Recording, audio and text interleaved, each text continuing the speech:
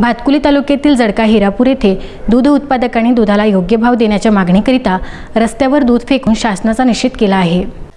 राज्यभर कोरोना संक्रमण सुरू असल्याने शेतकरी वर्ग हैराण झाला असून गेल्या मार्चपासून लॉकडाऊन सुरू असून शेतकऱ्यांचे धान्याचे नुकसान झाले आहे। त्याचप्रमाणे जोडधंदा करणारे शेतकऱ्यांना दुधाचे दर फारच कमी मिळत असल्याने दूध उत्पादक शेतकऱ्यांना मोठा आर्थिक फटका बसत आहे। याकरिता शेतकऱ्यांना दुधाच्या दरात वाढ करावी या मागणीसाठी जळका हिरापूर येथे दूध उत्पादकांनी दूध फेकून संताप व्यक्त केला आहे। जळका हिरापूर येथे युवा शेतकरी शिवम कडू, निलेश विघे, निखिल कडू यांनी दूध फेकून व दूध मोफत वाटप करून दरवाढ करण्याची मागणी केली आहे। महाराष्ट्र राज्यात दूध उत्पादक शेतकरी अधिक प्रमाणात अल्पभूधारक आहेत। लॉकडाऊन मध्ये शेतकऱ्यांचे अधिक प्रमाणात नुकसान झालेले आहे। सध्या म्हशीच्या दुधाला 32 रुपये ते 39 रुपये आहे, तो कमीत कमी 60 रुपये व गाईच्या दुधाला 22 ते 23 रुपये, तोही 45 ते 50 रुपये भाव मिळावा यासाठी दूध उत्पादक शेतकऱ्यांनी आंदोलन केले।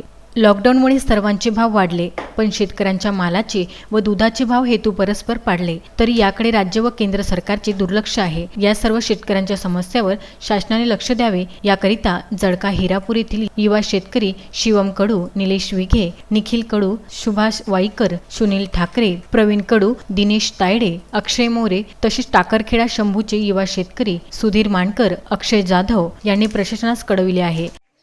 आज जळका हिरापूर येथे आज आपण बघितलं काही दूध व्यावसायिकांनी आज शेतकरी बांधवांनी आपलं दूध सगळं रस्त्यावर सांडून आणि काही लोकांनी दूध सगळ्यांना असं वाटून आज असा हा द्वेष असा म्हणजे एक त्याचा निषेध एक प्रकारचा असा व्यक्त केलेला आहे।